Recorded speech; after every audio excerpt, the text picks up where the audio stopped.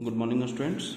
आज हम लोग यहाँ पे देखेंगे जो अभी आईपी का एग्ज़ाम 25 मार्च को होने वाला है, उसमें सेक्शन ई, ध्यान दीजिएगा, सेक्शन ई, ये रहा आपका सेक्शन, जिससे ई का क्वेश्चन नंबर 36 दिख रहा है। 36 यही क्वेश्चन के बारे में आपको हम बहुत आसान तरीके से अभी हम बताने जा रहे हैं। जो अभी 25 मार्च को एग्ज़ाम होने वाला है, उसमें सारे क्वेश्चन इसी पैटर्न से पूछा जाएगा। आपके सामने क्वेश्चंस कैसे रहते हैं, वो आपका पिछला साल का एक क्वेश्चन यहाँ पे दिया हुआ है, ये देख सकते हैं। यहाँ पे लिखा हुआ consider the data frame doctor so below. एक यहाँ पे डेटा फ्रेम दिया हुआ है डॉक्टर का, उसके हिसाब से आपको सुटेबल पाइथन स्टेटमेंट का एक एक करके स्टेटमेंट दिया हो, उसका आंसर निकालना। तो इसका स्टेटमेंट कैसे हम लोग बनाते हैं वो तो अभी आपके सामने कुछ दिखाएंगे, उसका आंसर कैसे बनाते हैं वो भी साथ ही साथ लेके चलते हैं। तो सबसे पहले स्टार्ट करते हैं। इस साल जो क्वेश्चन आने वाला है कुछ इसी पैटर्न से आएगा। पिछला बार ध्यान से देखिएगा, यहाँ पे डेटा फ्रेम डायरेक्ट लिख के आता था।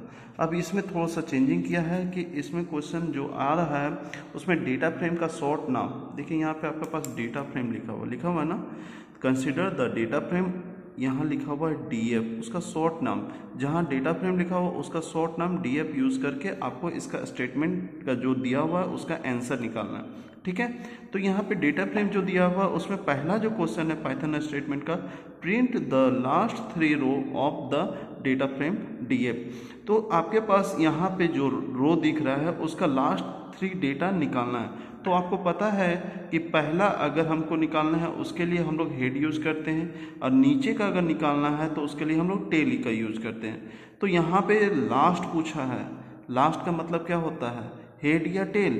तो दो कन्फ्यूजन में आपको सिर्फ एक ही आंसर लिखना है, तो इसमें जो आंसर आएगा वो टेल आएगा। ठीक है, क्योंकि यहाँ पूछा गया आपसे लास्ट, टेल लिख दिए। उसके बाद कितना पूछा गया, 3। तो जो आपका यहाँ पे देखिए, इसका शॉर्टकट तरीका, जो यहाँ 3 लिखा बस आप यहाँ पे आपको 3 लिख देना, यही इसका आंसर हो जाएगा। ये आपका ऐसा हम प्रॉपर सिंटेक्स लिखे हुए, लेकिन इसको आंसर बनाने के लिए आपको यहाँ पे लिखना पड़ेगा प्रिंट df डॉट टेल 03, और ये सेमी कॉलन नहीं लगाना है। ठीक है, ये इसका आंसर हो जाएगा। अगर ये फर्स्ट 3 रो पूछता तो यहाँ हेड आ जाता है, HEAD, टेल के जगह पे, तो ये इसका सही आंसर होता है। हम यहाँ पे प्रिंट लिखने का मतलब है यहाँ से क्वेश्चन से ही उठाएं प्रिंट। डीएफ कहाँ से लिखें, देखिए यहाँ क्वेश्चन में ही दिया हुआ डेटा फ्रेम। एक चीज़ ध्यान दीजिएगा कि पूरा जो आपका क्वेश्चन है उसी में आपका आंसर छुपा हुआ रहता है, बस आपको देख देख के लिखने में थोड़ा समझदारी होगा तो आप बहुत अच्छा मार्क्स उठा सकते हैं। तो यहाँ ब्रैकेट लगाना है, और डीएफ कहाँ से है, देखो डेटा फ्रेम का पूरा नाम की जगह शॉर्ट नेम डीएफ यूज़ करना, इसलिए डीएफ लगाएं। क्वेश्चन में भी लिखेगा डीएफ, फिर उसको आपको लिख देना। यहाँ लास्ट 3 के लिए आता हम लोग क्या, लास्ट मतलब टेल, यानी नीचे से आपको 3 डेटा को निकालना है, इसलिए टेल। और 03 क्यों लिखे हैं, यहाँ पे 3 है इसलिए यहाँ पे 03, बस इसका आंसर है। ठीक है, next question, add a new column. अब देखिए यहाँ पे पहले से 3 कॉलम दिया है, उसमें एक ऐड करना है, नाम किसका, एक्सपीरियंस का।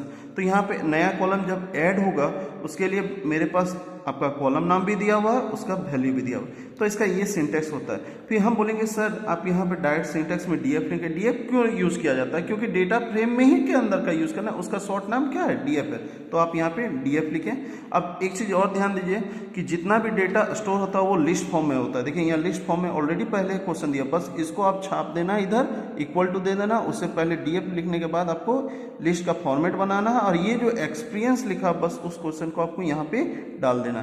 तो इसका जो आंसर आएगा वो क्या आएगा, देखिए डायरेक्ट आंसर लिख दीजिए, जैसे डीएफ लिस्ट का फॉर्म दिए हैं, कॉमा लगाएं, और यहाँ जो एक्सपीरियंस जो क्वेश्चन में है वही यहाँ पे लिख देना एक्सपीरियंस, और उसके बाद ब्रैकेट क्लोज, यहाँ सिंगल कोट से बंद करोगे, और जो यहाँ वैल्यू दिया है वही वैल्यू को आप यहाँ पे इंटर कर दोगे, जैसे 5, 8, 10, 6, 7। इस बार एक इस तरह का क्वेश्चन पूछा जाएगा, एक प्रिंट रिलेटेड लास्ट फर्स्ट या 3 रो पूछा जाएगा तो इसका आंसर ये रहा। और अगर एक कॉलम के बारे में ऐड करने पूछा जाएगा तो आपका आंसर ये रहा। ये आपका सिंटेक्स है। अगर क्वेश्चन कोई भी चेंज कर दें, बस ये नाम चेंज होगा, ये वैल्यू चेंज होगा, जो वहाँ पे दिखेगा क्वेश्चन में वही आपको छाप देना है, इसके अलावा कुछ नहीं कर सकते। अब बोलिएगा सर ऐसा क्यों बोल रहे हैं कि यही क्वेश्चन ऐसा होता है? देखिए पिछला बार भी एक क्वेश्चन आया था, ऐड अ न्यू कॉलम। देख रहे हैं ना, हर बार एक क्वेश्चन पूछा जाता है ऐड अ न्यू कॉलम। इसका वैल्यू सब में कितना दिया होता है 200। तो यहाँ जो हम लोग कॉमा कॉमा दिए, यहाँ पे डायरेक्ट क्या लिखते हैं 200, तो ऑटोमेटिक वो 200 सब में आ जाता है। तो ये बात आपको समझ में आ गया। अब बोलिए सर यहाँ पे आप लास्ट क्यों लिखे हैं 3 रो? देखिए यहाँ पे लास्ट 3 रो दिया ही हुआ है, हम इसमें फर्स्ट भी कर सकते हैं और लास्ट भी, इसलिए हम इस क्वेश्चन में एक ऐड किए हैं। अब आपको इतना समझ में आ गया होगा, क्वेश्चन पिछला साल का और ये साल इस तरह का क्वेश्चन पूछा जाएगा। चलिए अब नेक्स्ट, इसके बाद है delete the column salary from the data frame. एक हमको याद करना है कि डिलीट का मतलब होता है ड्रॉप, और यहाँ क्या डिलीट करने बोला गया है? सैलरी, यानी ये कॉलम को आपको डिलीट करना है। इसके लिए हम लोग क्या यूज़ करेंगे, उसका सिंटेक्स लिखा हुआ है डीएफ डॉट। डीएफ क्यों यूज़ किया है? डेटा फ्रेम का शॉर्ट नेम डीएफ। डिलीट का मतलब होता है ड्रॉप, ये याद रखिएगा। जैसे हम लोग डिलीट एसक्यूएल में यूज़ करते हैं, उसमें यूज़ क्या करते हैं? ड्रॉप। तो ये ड्रॉप हम यहाँ पे लिखें। उसके बाद ब्रैकेट। ब्रैकेट देने का मतलब है किसको डिलीट करें, उसको सिंगल कोट से इंडिकेट करोगे, कॉमा एक्सिस इक्वल टू 1। अगर ये इन प्लेस ट्रू रहा, अगर ये स्टेटमेंट सही आपके नज़र पे दिख रहा है आपका यहाँ पे, तो आपका ये ऑटोमेटिक डिलीट हो जाए। तो इसका आंसर डायरेक्ट एक ही चीज़ याद रखिएगा, डिलीट डॉट ड्रॉप। डॉट लगाने का मतलब है किससे आप रिकॉल कर रहे हो, ड्रॉप जरूर लगाओगे। जब डिलीट होगा तो ड्रॉप आएगा। क्वेश्चन में यहाँ सैलरी दिया हुआ है, बस उसको आप सैलरी को यहाँ पे ऐड कर दोगे, उसका कॉमा, और ये पूरा हुबहू छाप दोगे। इसलिए हम सिंटेक्स सब में लिख दे रहे हैं समझने के लिए, कि इससे जल्दी आपका ये आंसर समझ में आ जाए। तो ये आपका इसका आंसर। ये भी डिलीट का एक क्वेश्चन पिछला बार देखिए यहाँ दिया हुआ था, इस बार भी हम एक ऐड कर रहे हैं, क्योंकि ये हर साल की तरह ही वही रिपीटेड क्वेश्चन पूछता है, बस नाम आपका चेंज रह जाएगा। तो ये इसका आंसर है। ठीक है, इतना तो समझ में आ गया। एक रीनेम, देखिए पिछला बार आपका यहाँ पे रीनेम का क्वेश्चन नहीं आया था, इस बार हम एक बोल रहे हैं रीनेम का क्वेश्चन आएगा। अब रीनेम का सिंटेक्स क्या होता है उसके लिए देखिए, डेटा फ्रेम में डीएफ यूज किया इसलिए डीएफ यूज किया, डॉट, यहाँ रीनेम लिखा, बस यही। जैसे यहाँ डिलीट का ड्रॉप आया ना, तो डॉट लगाने के जस्ट बाद वही उसका नाम आएगा। अब क्या नाम चेंज हो रहा है, यहाँ क्वेश्चन से ही हुबहू छापना है, बस उसके लिए हम लोग डिक्शनरी का यूज करेंगे। डिपार्टमेंट यहाँ लिखेंगे और डेप्थ यहाँ लिखेंगे, और कॉमा इन प्लेस ट्रू। अगर ये सही है तो आपका ये ऑटोमेटिक नाम चेंज होगा, क्योंकि ये मैच होना चाहिए आपके यहाँ पे डेटा फ्रेम में, ऑटोमेटिक ये नाम चेंज हो जाएगा। तो इसका आंसर क्या होगा, चलिए वो देखते हैं। DF dot rename comma column is equal to, यहाँ पे हम डिक्शनरी का साइन देंगे, उसके बाद यहाँ डिपार्टमेंट लिखेंगे, उसके बाद सिंगल कोड टू के जगह पे हम गलती से यहाँ 2 लिख रहे थे, यहाँ पे कॉलन का साइन देंगे, फिर कॉमा डेप्थ, कहाँ से कहाँ तक का नाम चेंज करना। और फिर ये डिक्शनरी बंद करेंगे, comma in place is equal to true. बस, यानी रीनेम का सिंटेक्स आपको इस तरह करना है, डिलीट का सिंटेक्स इस तरह करना है, और जो आपका फर्स्ट और लास्ट है उसका सिंटेक्स इस तरह है, और ये आपका न्यू कॉलम ऐड करने का सिंटेक्स इस तरह से। बस आप सिंटेक्स याद करो, जो क्वेश्चन में लिखा हो उसको देख देख के आप छापते जाओ, उसका आंसर हुबहू मिलता चला जाएगा। अब यहाँ पे और एक चीज़ है, डिस्प्ले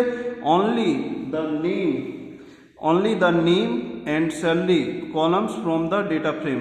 यहाँ पे आपके पास जो डेटा फ्रेम दिया हो उसमें 2 कॉलम को एक्सट्रैक्ट करना है। तो इसके लिए हम लोग क्या करें, ये इसका सिंटेक्स हुआ, ये सिंटेक्स को भी देख के आप यूज़ कर सकते हैं। जिससे हम लोग को प्रिंट करना होता है तो प्रिंट डेटा फ्रेम शॉर्ट नाम डीएफ, लिस्ट फॉर्म में देना है क्योंकि दोनों को लिस्ट निकालना है।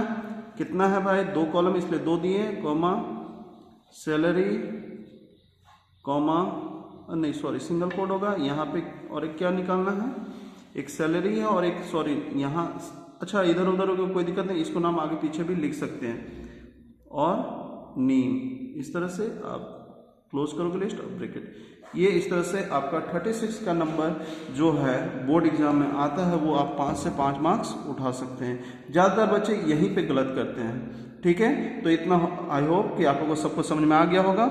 हम मिलते हैं नेक्स्ट वीडियो में, तब तक के लिए thank you and have a nice day.